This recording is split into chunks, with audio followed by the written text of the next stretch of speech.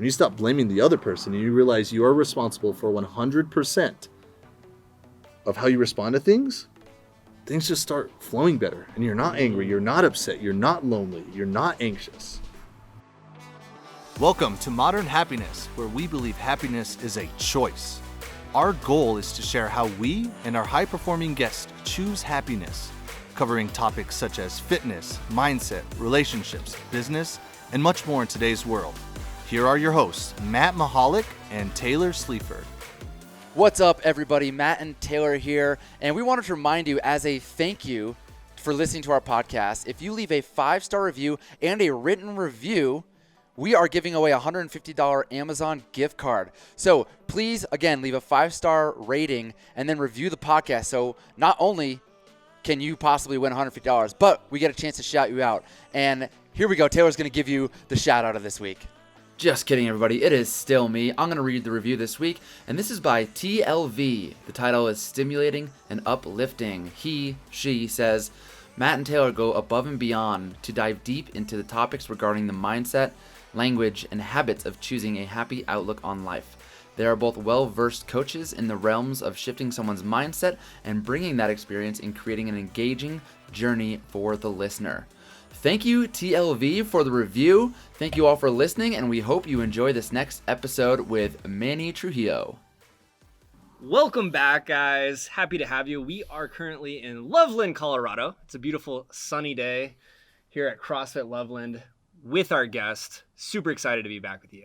What's up, guys? Yeah, I really want to set the stage here. We're in Loveland, Colorado. We got Manny Trujillo, owner of CrossFit Loveland in Loveland, Colorado. It is January 31st. It is like 50 degrees, feels like 70, and we are outside in crop tops, and we're just living the dream. Manny, welcome to the podcast. How you doing? Gentlemen, I'm doing swell. Fucking amazing. No complaints. Swell And fucking amazing. It feels, it legit feels like summertime when, Tuesday? We probably wouldn't even be able to set up out here. Yeah. And now the snow is like nowhere to be found. Yeah. It's beautiful. 300 days of sunshine, baby. That's why we live here. It's so great. And to be half tanning. Yeah. I know this crop top might not make it through the whole podcast. Trying to get that vitamin D. That's fair. Off. I'm with that. That's fair. Yeah. But yeah, for the record, how do you like your crop top? This is by far the best fitting crop top I've ever had. Manny handmade it. I've got CrossFit Loveland. It's perfect. Yeah, you guys will see this. Go to one of our Instagrams. You will see Taylor in this. I mean, we all got crop tops on, but Taylor is really rocking this one. I feel I need to make a how-to crop top video. I think you do. Because I think they're making a comeback. I always get nervous cutting the crop top. I'm like, I'm going to mess up the sleeves. I'm going to be too short. And then you're seeing too much nipple, too much under boob. I can't be giving everything away, you know? You can't. But you nailed it. You can. One try. Thank you. Straight. One try. All right, should we start with some rapid fire questions? Yes, man, you like to dive in some rapid fire, let the audience kind of get to know you a little bit. Okay. All right, are you ready? Yeah, I am, but I'm gonna change my answer tonight. So that's fine. After I think about that's it. The beauty of life. Yeah, it's usually like 10 days later. I'm like, shit, I should have said this. Anyway. Well, here we go. Where are you from, and where do you live now? Originally from Santa Fe, New Mexico, down south, and the New Mexico, not the old Mexico. I get that a lot. Yeah. A lot of people really get confused. And currently live in Loveland, Colorado. Hell yes. What is your favorite thing to do for fun? So probably has to do something with my super rad hot girlfriend Kinsey. Something in the mountains, like we'll either camp, run, hike, fish, anything in the mountains, really, nice. or outside at least. So hell yeah. Hashtag Colorado. Hashtag Colo. You know, radical. Colorado. Okay, what's your walk-up song? Oof, my walk-up song. I think I'm Bossy. By I think it's Killis. I'm bossy. I'm the girls on the track. Wow, I love that. You know what Let's I mean? go. Yeah. Thank you for singing. We didn't even have to ask. Usually I don't know. It's been a common occurrence where I haven't known the song. Okay. And I'm like, can you sing it? And people don't. You just went right for it. Just love went it. for it, dude. I love it. All right. Favorite book? Oof. Favorite book. So favorite, I guess, fiction book would be John Grisham, The Bleachers. John Grisham guy. John Grisham's legit. Yeah, I'm right there with you. Yeah, he's cool. The Bleachers, I really liked that since a young age. I never liked reading, but it's about football and actually tells like a pretty good story. So that's probably my favorite my favorite fiction book, and then my favorite nonfiction book, or I guess self-help book, would probably be "Obstacle is the Way." I'm sure you guys have. Hell yeah. I'm Go. sure you guys have heard of that. Real quick, Ryan Holiday, go ahead. We're looking for that discount code. Yeah, Yeah. 100%. Refer everyone to your book. So 100%. Yeah, Whenever you're ready. Before people take my course, I tell them to read it. I know Taylor's gifted it about 10, 20 times. Yeah. yeah. So, That you're was, welcome, Ryan. and that was the reason I got it. And then 2, Turn Pro by Stephen Pressfield. Yes. Have you Almost. read? I always get this wrong. The War of Art. Yeah. I think he has The War of Art and then The Art of War. I think. Well, one is The Art of War is like some other book. Totally something else. That's like the original. Yeah. And then he wrote The War of Art. Okay. which is I've not touched on that yet. you It's a should. good one. Okay. You'll It's like that. amazing. Yeah. Yeah. Turn Pro's legit though. Yeah. Every fucking day I'm like, Turn Pro. Taylor actually bought that for me. We'll do an episode on that. Oh, Stay yeah. tuned. Turning Oh, yeah. pro. Okay. Sorry, I got off there a little Yeah. bit. Do you have a nickname? Just Manny. Manny, Manfred, Man for Man. Manfred and Sons. I think that's it. Perfect. Yeah. And what did you want to be when you grew up? Obviously an NFL star. Yeah. Like 100%. I wanted to be in the NFL, baby. What position? Running back. Nice. Yeah. But then as my genetics started to develop and my height and weight started to show, I was like, I'll go to college. I'll tinkle with this. But yeah, I ain't no Danny Woodhead or Austin Eckler status. Yeah, and just to be clear, you said I'll tinkle with this. Tinkle with it. Yeah, I meant to say tinker, but I'll tinkle with it. Tomato, yeah, tomato, potato, right? Yeah, that's a whole nother podcast. Yeah, there. right. Yeah. Okay, last question. What's the best purchase you've made of $150 or less? That's a great question. $150. That's like usually all my purchases though, except for like high ticket offers that I accept. But oh God, dude, why didn't we start with this one and then come back to it? First thing that comes to mind, something you use all the time. I mean, obviously shoes, CrossFit shoes. I'll go with that guy. Okay. Yeah, perfect. Love it. Awesome. All right. So, Manny, we sent everyone a questionnaire. Yeah. You had some really great answers. And I honestly don't even know where to start. I could start at any place. I'm passing off to Taylor right Perfect. now. I got you. So, little background. Manny is owner of CrossFit Loveland, owner of a CrossFit gym. I'm curious, what made you want to be an entrepreneur? What made you want to own a gym? So, from a young age, my dad was a woodworker, owned his own woodworking shop. Summer breaks, winter breaks, as a kid were not a thing. It was, if we had even a snow day, it was putting on our work clothes and going to work with our dad. So, I guess seeing him create a product and just be so passionate about a product, and he decides his fate. You know what I mean? It's no longer like I'm going to get a steady paycheck. It's if you want money, you're going to hustle. If you don't want to get paid, then you're just going to sit back and let the world sort of, play its course and see if it works in your favor or not. So from a young age, my brother and I worked with my dad. God, man, there's times when we'd hit 2-a-days, we'd get done with practice, 5-6 o'clock, go work with him until 8-9 o'clock, wake up the next morning, go back to 2-a-days. And just the idea of hard work was engraved in us, and we knew hard work meant good payout, and I didn't like people telling me what to do either. Like, I respected people, like my coaches, like I respected them because they sort of guided me, but sort of the idea of a boss who just said, like, do this, and if not, you will get fired, there'll be repercussions. I was always like, get fucked, I want to be responsible of like the effort that I put into things. And even at that, my grandpa, same thing. My grandpa was like, didn't even graduate high school. He stopped going to school when he was a middle schooler, worked, in all kinds of farming fields. And then once he got into construction, I mean, the dude he was a foreman. And then at lunchtime, he would go and insulate houses to make some extra cash. And then he worked up, got his construction company. Both my uncles had construction companies. So I was just around that. I was around business owners, and it wasn't so much I envied their life that they were living.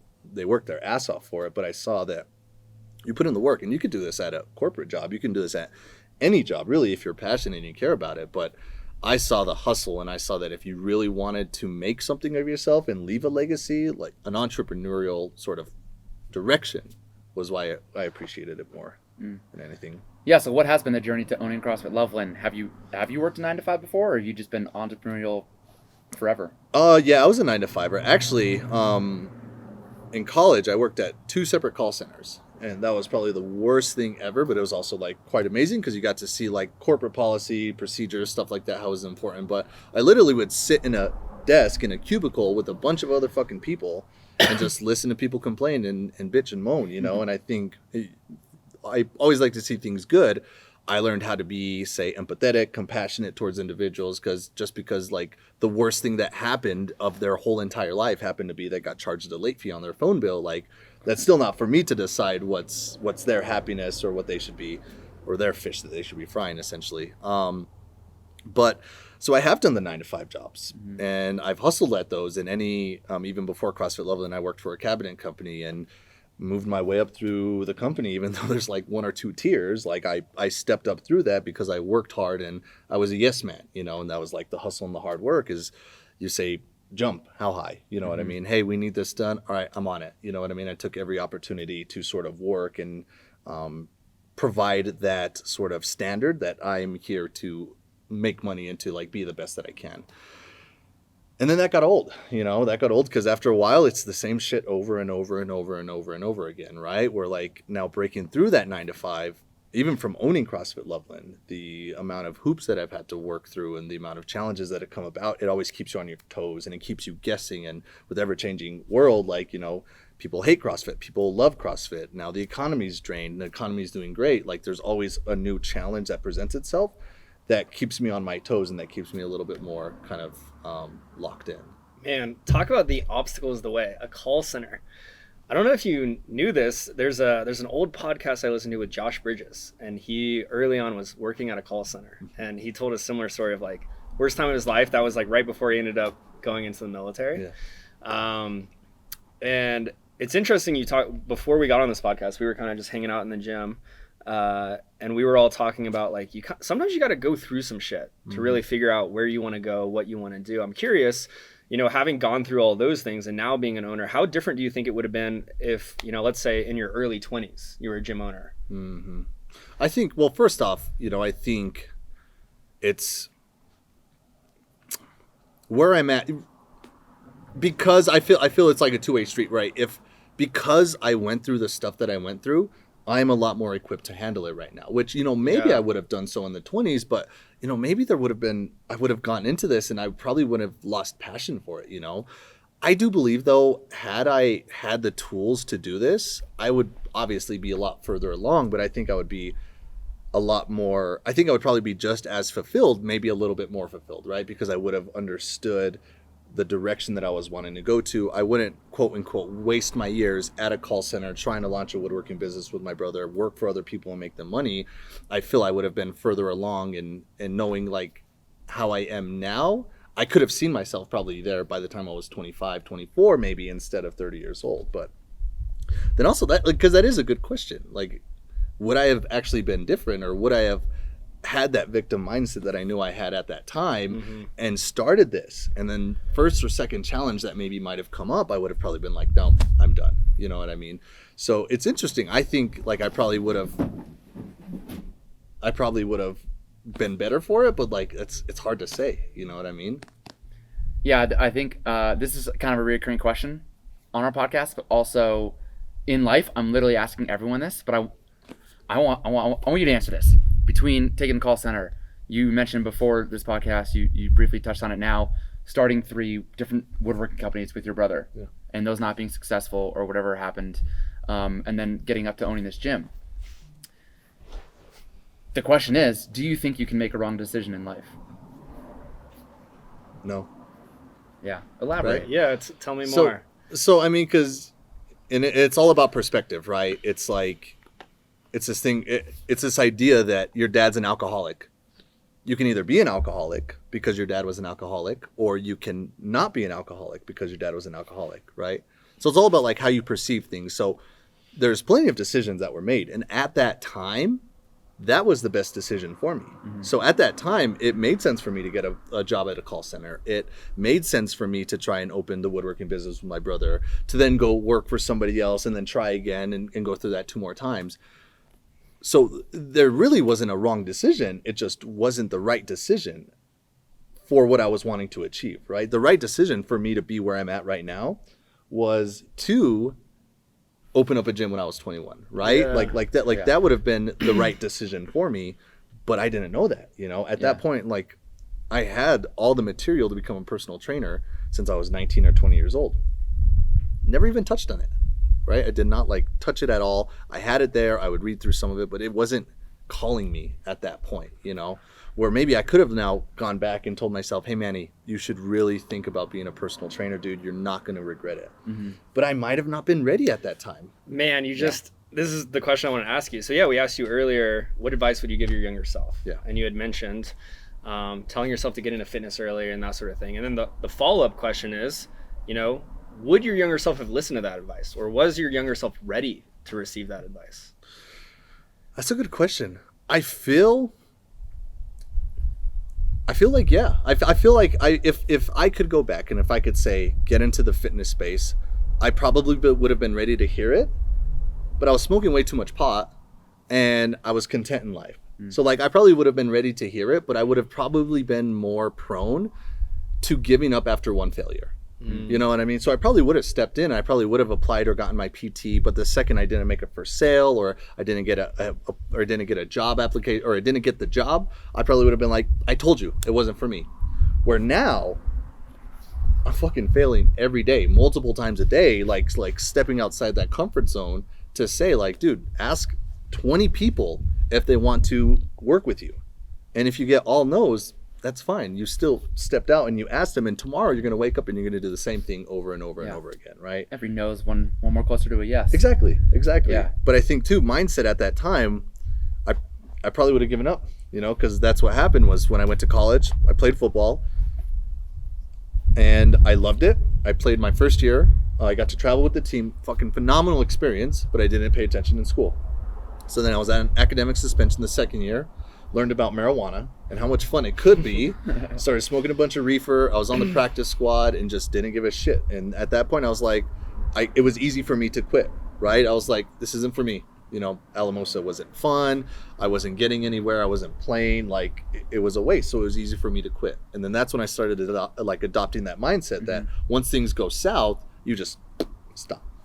Here's why I completely agree with you. Because if you were a gym owner at 23, let's say, failure would have happened and you would have quit. You would give up the gym. But now you're a gym owner and you go through COVID and you loved it, right? I mean, you told us you loved it and you learned so much from it and you didn't give up. You pushed even harder and survived through COVID. Or we're still in it right now, but you had to develop that mindset through all of your choices, through being at the call center, through doing 3 different woodworking and failing and those building those companies. So yeah, you had to learn those lessons. Otherwise, you would have had the gym earlier, and that could have been the dream at the time, but you never would have made it out because you didn't get those life lessons. Exactly. And I mean, we always have opportunities, right? It's if we seize the opportunity or if we continue to chase the same opportunities. It's not like, people don't just get lucky. People who work hard get lucky because they're constantly putting themselves out there to receive that luck. If I just sat here and I did this every single day waiting for something good to happen, probably not going to happen. As much as I want to manifest it or throw it out there to the universe. Manifest it. Yeah. That's good. Yeah. That's good. We worked together and you didn't tell me that at all, bro? What the hell, man? He's got to hold back a little, Yeah, fair enough. He can't give it all to you. Yeah, fair enough. But yeah, there's luck favors hard work. And so I think it's, if you want to keep chasing it, if it's super important to you, you're going to do whatever it takes, right? It's like a relationship. It's like a job. It's even like an addiction. If it's important to you, then you are going to keep chasing that so you can get it every single time. If it's not important to you, then wipe your hands and walk away, Yeah, everything in life is about value. And it's always funny, I'm sure you get this a lot. Coaching at a gym, people say they don't have time or they can't afford maybe a gym membership, right, to work out, but they just don't value it. Yeah. It's not important enough. We all have 24 hours in a day. Yep. And yeah, there's I think it's Stoic philosophy, there's a quote that luck is what happens when preparation meets opportunity. Out of all the days that a truck and trailer can drive through here on a fucking Sunday. Just say it again, Stoic philosophy. Yeah, so Stoic philosophy, luck is what happens when preparation meets opportunity. So the opportunity is the luck part, right? Yeah. You can't plan for that, but you can make sure you're ready when you have that opportunity. So I'm curious, we talk about this. It sounds like there's the old Manny who viewed failure very differently, or hard work. And then now, today, who you are. Let's talk about COVID, 2020, opening a gym. What was that like? What is that like today? It was interesting. So what was crazy about it, first off, was that we literally had a competition that Matt was shooting at that Saturday. And then that Monday is when they shut everything down, right? Yeah. So as leading up to that, and as we started to see like some of the other gyms like started to shut down, I started digging. Like I started seeing like, what are these other gyms doing? And that's just how I kind of saw like, oh, they were going to online. They were renting out equipment. They were creating, online workouts. They were doing Zoom stuff. So immediately I sent out an email to all the members and I said, hey, we're monitoring this, very carefully. Like as soon as we know more information, like we'll let you guys know. But then it got shut down and we were like, that's it. Like we have to rent out equipment and we have to start doing, Zoom stuff. Cause I think they said it was like 2 weeks to flatten the curve and we're several weeks. Look at that. Yeah. Almost a year. Almost 52 weeks to flatten it. I know. I thought, oh yeah, a couple weeks, maybe a month, we'll be back to it. Yeah. It's been quite the ride. It's been quite the ride. So we lost 30% of our membership probably within that end of that month, right? Because I think it was like March 13th or 14th is when everything shut down. So after that, when it came time to renew, 30% of our members are also small business owners. They're like, we have no idea what this is going to do for us, so we need to cut back. So we're like, respect it. Like, let us know if you need anything. Like, let us still help you. We still rented to them as well because I'm like, you guys are my people. Like, this is not you guys being dicks or anything. Like, you guys got to watch your own. And I would much rather you guys use the equipment than it just sit here for eventually 3 months, you know? Awesome. So then we did the whole Zoom thing and like that worked out great for us. We even sort of branched off and we did 3 separate workouts every single day. We did the CrossFit workout, we did a strength workout, and we did a endurance workout. So for those 3 months, I was programming 3 workouts a day for just separate ones too. And then on top of that, to add value, we were saying anybody who was wanting to quit, this is a great time for you to work on, your personal goals. So if you want some individual programming, like we'll offer that as complimentary, right? Because we needed to do whatever it took.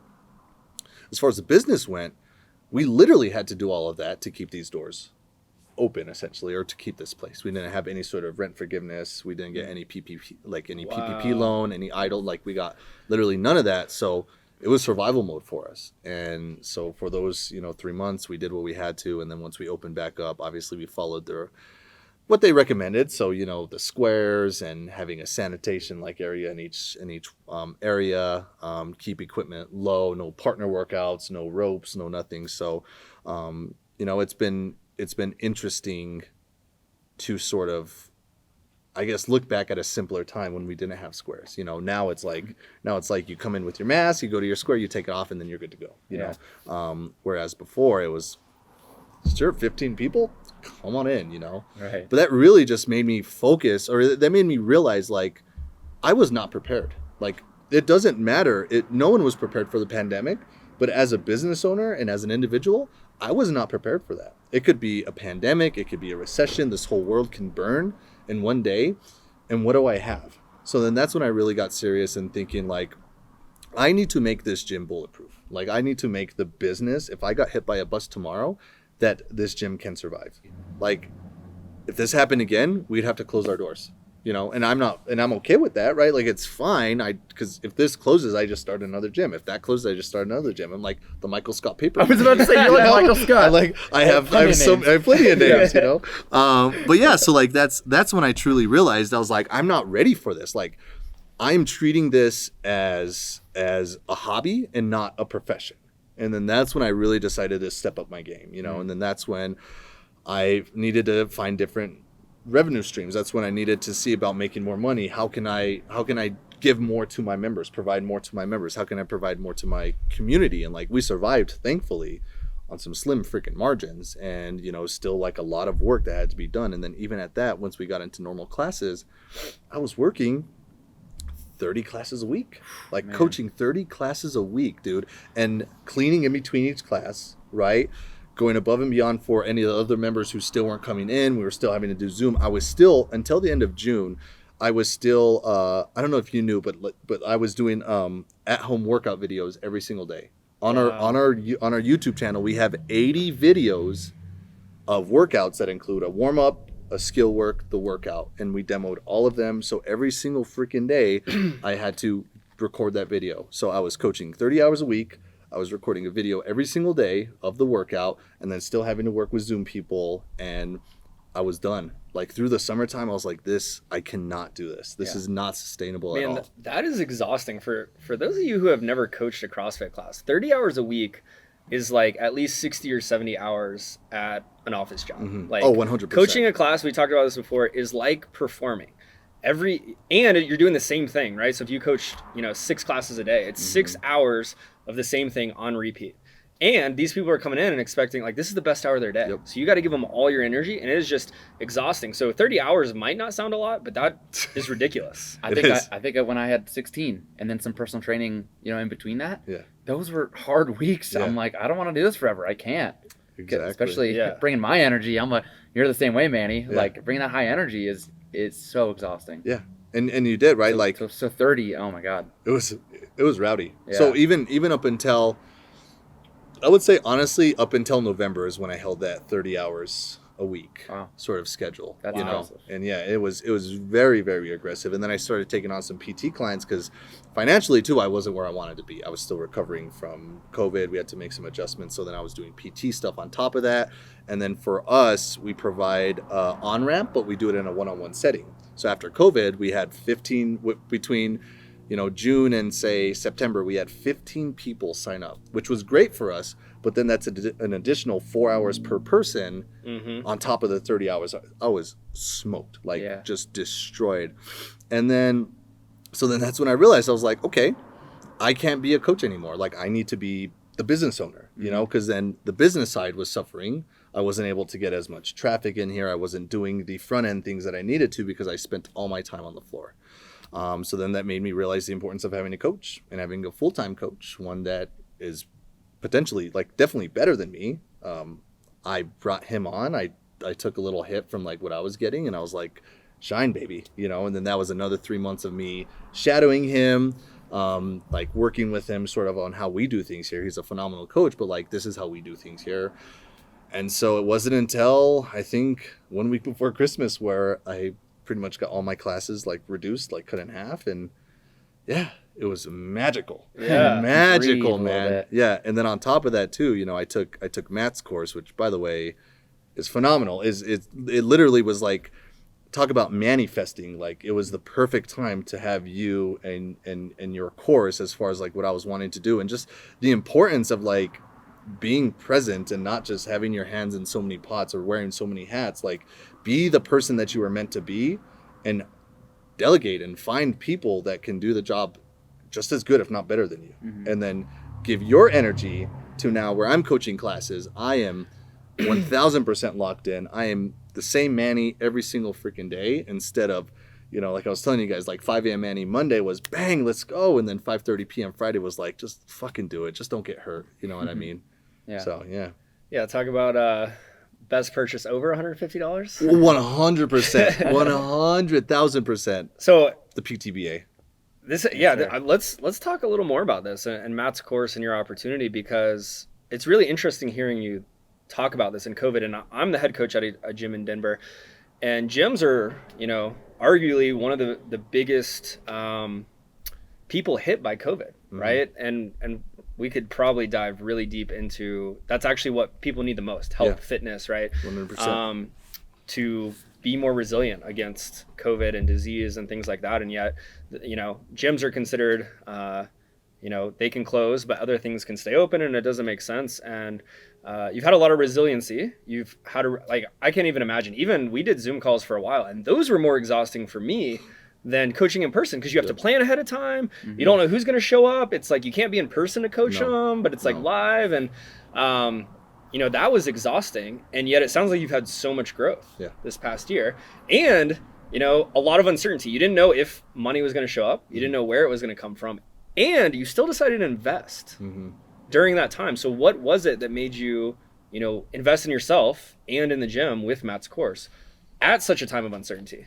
So I think so obviously it was that time to grow, right? It was understanding that, like, again, I could play victim to this, and I could let COVID just shut my gym down, and I could just be like, nope, this is too hard. I'm going to wait till COVID blows over, and then I'm going to open back up, right? And instead I was like, no, I don't want this to happen again. But I also don't want to work hard. I want to be able to, next time if COVID shuts down the gym, I want to be able to post workouts, freeze everyone's membership, provide coaching if needed, and that's it. Like, that's what I want to be able to do. I want to be able, or to even pay coaches to run Zoom classes. Like, I want to be able to step away and be confident that I've created enough security and enough of an asset to the gym that I'm able to do that without us, like, struggling and banging our heads against the wall, right? Like, I feel that is a successful business. And Matt came out, I think it was during quarantine. You came out with your social media challenge for like the $100 or whatever.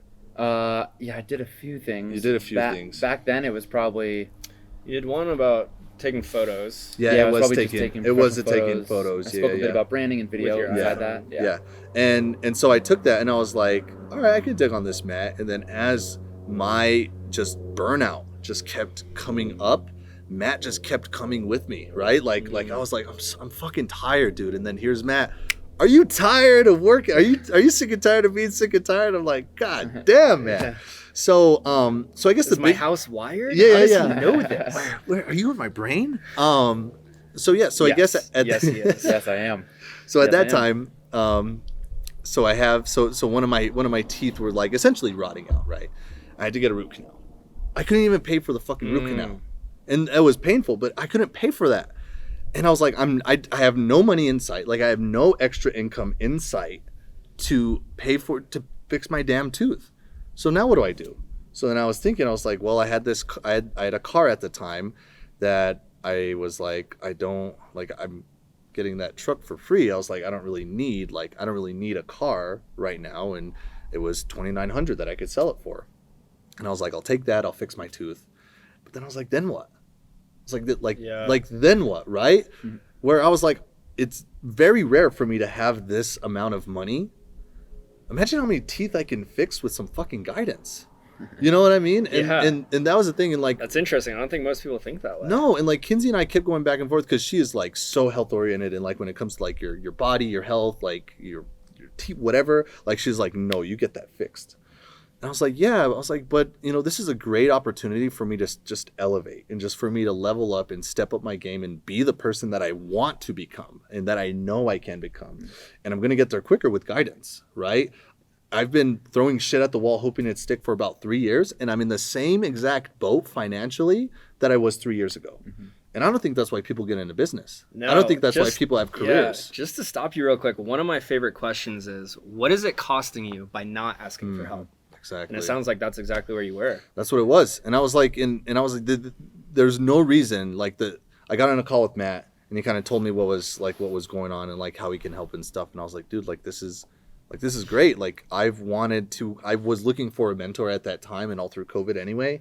And I didn't know who to go to. I wasn't sure like which direction I wanted to sort of be. And, I talked with Matt and it just stuck with me. And I was like, this is what I need. I was like, it doesn't matter if I go the gym route, if I go the personal training route, like it doesn't matter. I just need direction. Mm-hmm.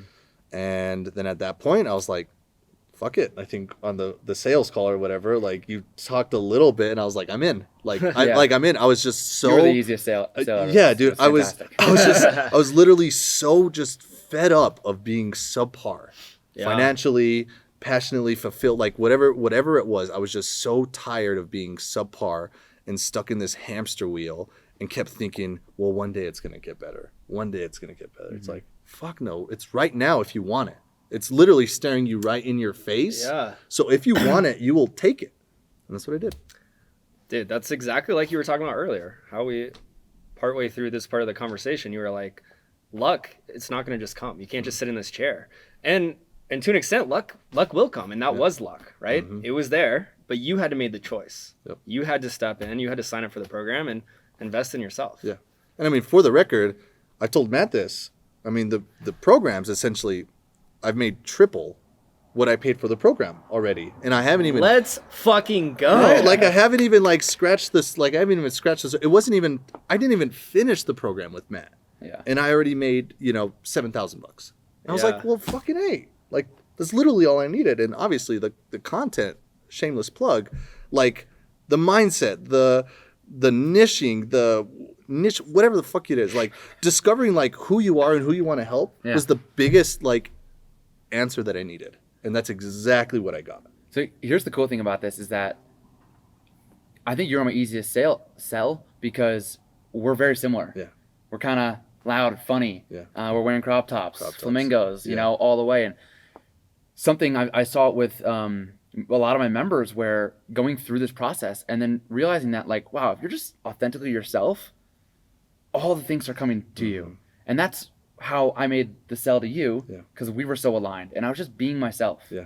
And seeing you show up online, just being yourself, without all the, tactics, Yeah. for lack of a better word, you start making sales. I don't know why I can't say the word, Yeah. because I hate it. But yeah, you just showing up as yourself. Yeah. You start attracting more people, Mhm. and that's a huge part of this. And I also think one big thing that you're touching on is that people don't realize that sometimes it takes a step back to move forward. Yep. And when I say that, I mean like investing in yourself, Mhm. spending the thousands of dollars, which you don't really have, to know that it's going to come back and make Three times, $7,000. Mhm. And it's even like I had that experience during COVID. I was still coaching CrossFit classes, doing the Zoom calls too.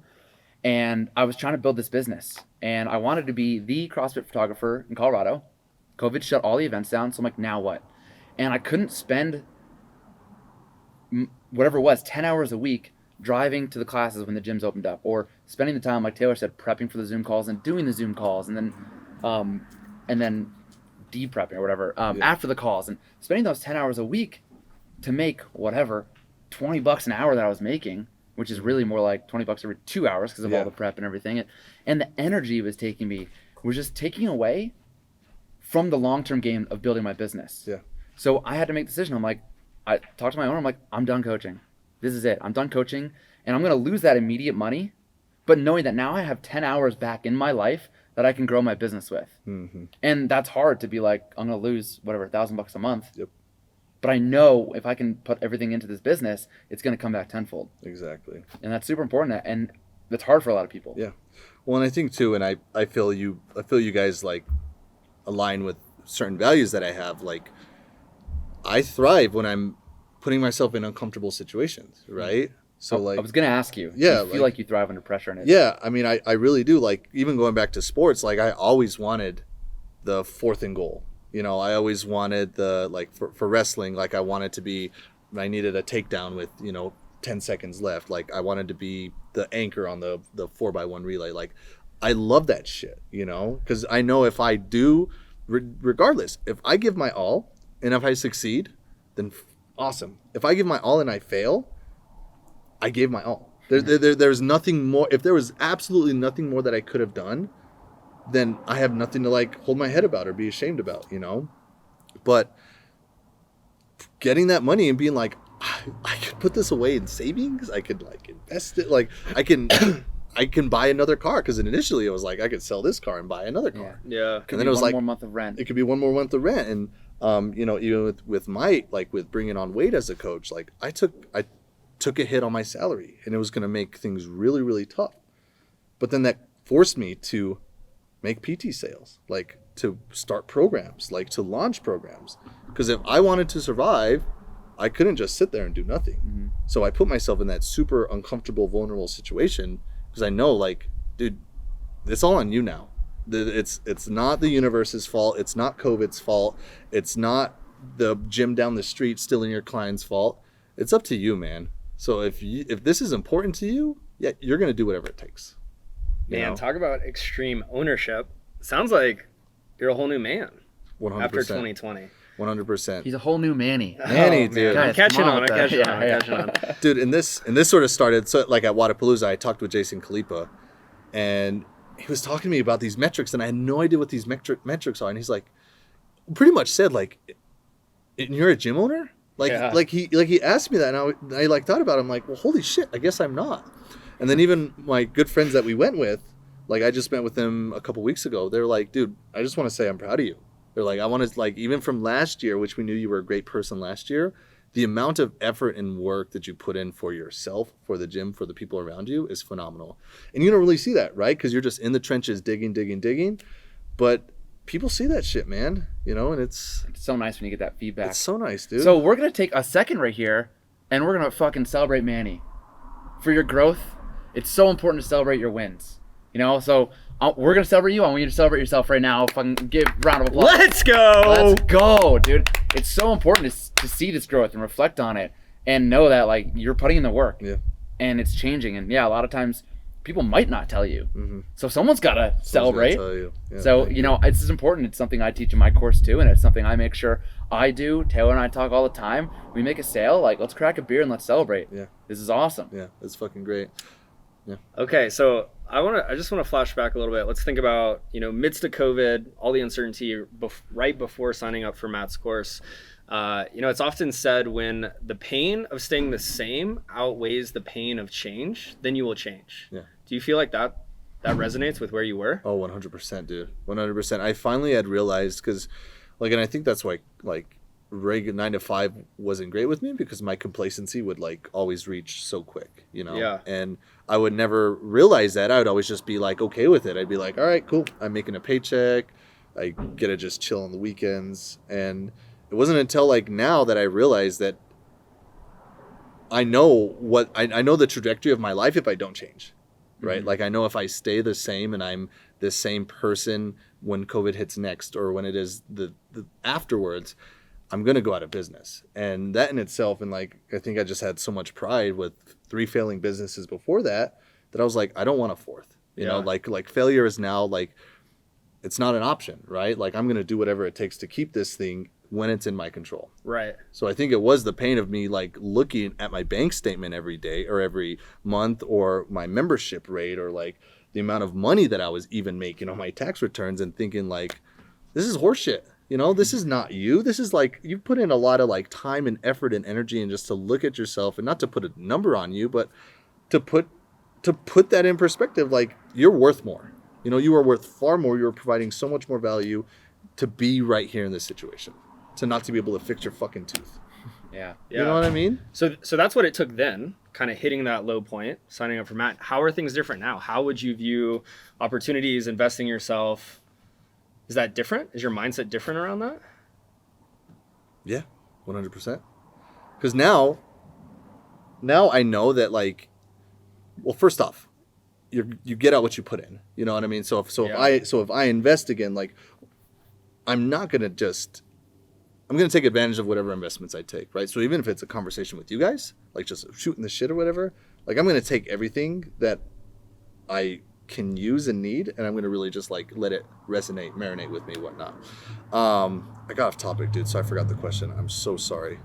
Repeat the question. Yeah, no worries, dude. I was like, It's fine. You roll with it, baby. That's what we're here for. No, I was just asking, you know, because a lot of people I work with, a lot of people Matt works with, it really takes them kind of hitting rock bottom to make the changes that change their life. And so I'm curious now, how, you know, are you going to wait for that, or now are you in it? It sounds like I already know the answer, but you're just going to do the things ahead of time before you need to. Yeah.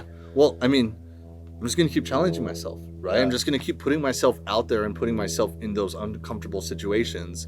Because that's where I'm going to find that perspective. I'm going to see, like, what does that now look like? You know, if somebody came to me and they're like, hey, Manny, we love your product. Like, we would love it to be in, you know, 2 other gyms in whatever area.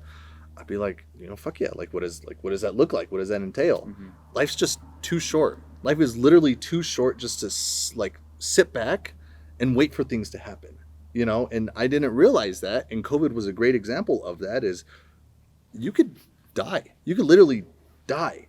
And that's one thing, like, I think we'll talk about it, but, like, I think about that often. Like, you can be wiped out at any time. And if I was to die right now, would I be happy with what I did? I'd be stoked. You know, I think I left a pretty decent legacy. But did I leave a great legacy? Pretty decent. Pretty decent. Soft talk. Mad decent, you know? Did I leave a great legacy? Absolutely not. Like, So what would it take? to leave a great legacy? Great question. I want to tangibly, I can't say a number, but I want to help thousands of people in some capacity. I've probably helped hundreds.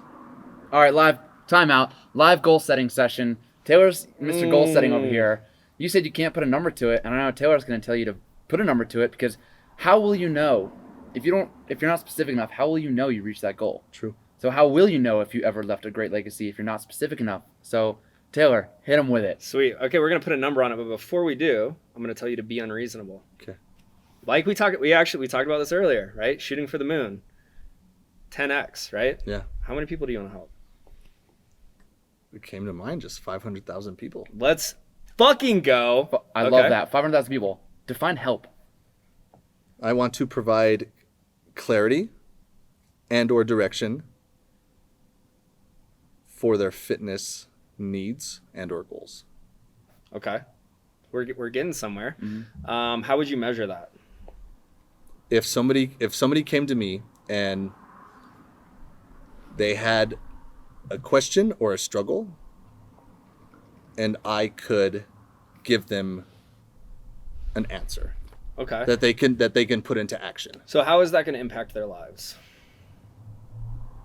Well, it depends on what they're struggling with. It's going to impact it positively. Okay. Because that one thing of, hey, I'm hurting. Okay, how's your sleep? It's awful. Sleep more. There you go. You guys write that down, by the way. Yeah, write that down. Just sleep more. But I guess something that they can take that will positively impact their daily life in a fitness aspect, mental aspect. Okay. So tell me if this sounds accurate. You want to help change people's lives. Yes. You want to do that through fitness. Yes. Okay. So what if we said, I change 500,000 people's lives through fitness? I change 500,000 people's lives through fitness. I like it. How does that feel? It feels fucking awesome. Let's go. Lovely. After this, we're going to write it down. All right. We're going to make it write happen. down. I'm going to put it on a big ass freaking printout. Yeah. Put it right above my amazing. mantras. Listen, this is a normal occurrence. We don't have any paper here, but Matt and I have gotten brunch before, and I make him write down goals on receipts. Mm-hmm. Abracadabra. So badass, dude. With my word I create. Words are magic. Yeah. You write it down, it's going to happen. Yeah, perfect. All right, so we can time back in. We just right. set an awesome goal. That was great. I wanted to touch back on what we were talking about before, kind of reaching rock bottom. And I know I tell Taylor this all the time. Sometimes we are just so on the same page. We're so synced up. My Our left cycles testicle are starts synced up. tingling. His right testicle starts tingling, and we become one. He asked the perfect question. I'm just going to ask in a different way. Do you think it would take again to hit quote unquote rock bottom again to make changes, or do now you think you've been there already and you won't let it happen again? If you're always going to be looking for the next best thing for the gym, the next best thing for yourself, for your relationships, all those things that it's not going to take, again, rock bottom, whatever that looks like in those scenarios. Do you think you need to hit again, or are you just like, now you're on the path and you're on the rocket ship? Yeah. So I'm for sure on the rocket ship, and I'm chilling next to you guys, and we're sipping cool margaritas. You know what I mean? Let's Margaritas go. on the moon. That's the only thing Margaritas on the missing moon. today is Yeah. margaritas Oh, in yeah. the sunshine. Oh, Might have to dude. get some after we work out. Yeah, definitely. I'll kind of actually, I'll touch on this here in a sec. But I mean, now I'm now proactive, right? I'm no longer waiting for whatever happens. If something bad was to happen, I'm not going to just be like, oh well, I'll just cross that bridge when I get there. Now I'm going to be as proactive and prepared as possible, right? And I've been doing it as of late, but just cold therapy, right? And my mindset behind that now is it's uncomfortable. But now the more that I know with cold showers how freaking cold they're gonna be, I'm not fazed by it, right? I know that shit's gonna be cold, and I know when I get done, it's gonna be great. It's gonna be fulfilling. Whereas before, with many of my life, I was always afraid of what the outcome was gonna be, so I never touched it. Yeah. You know what I mean? Yeah. And this sort of stems back, and this is kind of like a side story, and I talked with Matt about this, but actually last year, it was February 2nd, I was out drinking with some buddies and whatnot. I essentially got pulled over for DUI, got arrested and charged with the DUI. I was drinking, smoking pot, or actually took an edible, but and it was actually at that moment that was my rock bottom. You know what I mean? It was my rock bottom to be sitting in that cell with all these, and they're still people, so I'll still respect them as people, but with all these like individuals who trick the system and are constantly trying to get out of the system. And they're like, well, why did you blow in the breathalyzer? Why did you say yes? I'm like, I don't freaking know this. This isn't my jam, dude. Like, this is the last place I think I would ever be. So at that point is also when I realized, like, I have control of my life. And I literally let myself go through every single step to get here. So I deserve to be there 100%. But it was at that point where I was like, nothing is going to control me. Nothing is going to control my emotion. Nothing is going to stop me for achieving this legacy that I want to possess, right? That's when I realized this petty shit that you're doing. We all do it. We've all driven, buzzed, drunk, and it doesn't matter. My life could have ended that night, right? I could have hit somebody. I could have been in an accident, and it wouldn't have even been my fault. But because I was under the influence, I could have been charged with murder, right? And I could have just rot in fucking prison. And it was at that point that I was like, no, I'm in control of my life. I am in control of whatever happens to me and how I respond to it. And it was after that morning when I had to call Kinsey at 4:30 in the morning to tell her I got arrested. Wow. That was rock bottom for me. And that whole next day I cried and I cried and I cried. And it fucking hurt, you know? Because that's not who I was. People know me. People who know me know that's not who I was. But it was at that point, and then obviously COVID and shit started coming up, and I was like, no, fuck you. Yeah. I'm in control. I think that's a really important distinction. A lot of people love the idea of growth. They like, you know, it's this conception of like, oh yeah, growth. But really what people love is having been on the other side of growth, having made it through growth. However, growth is hard. Growth hurts. Growth is painful. That's why it's growing pains, right? And so I commend you because, you know, a lot of people don't take action because of fear and they don't like being uncomfortable. Just going back to, you know, the cold therapy, right? Cold plunge, ice bath, that sort of stuff. It's like the more you put yourself in uncomfortable situations, the more resilient you are. So when everything, you know, something comes up again, all of a sudden you're like, oh, that's no big deal. And that's how we move forward.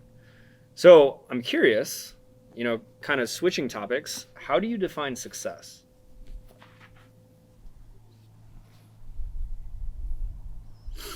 For me, I guess just going back to the helping people. I've always been someone who's valued giving to this world, not just taking from it.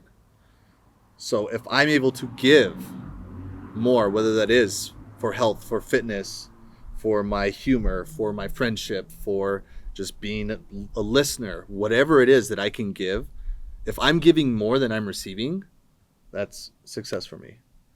The money stuff, I've survived on very little. So anything more is great, right? Anything more than $2,000 a month is great. Anything more than $1,200 a month is fucking phenomenal.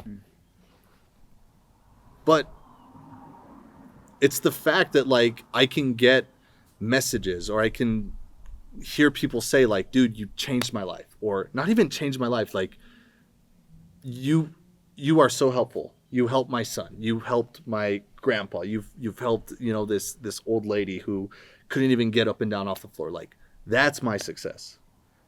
That's my legacy. If when I'm gone, people are like, he helped.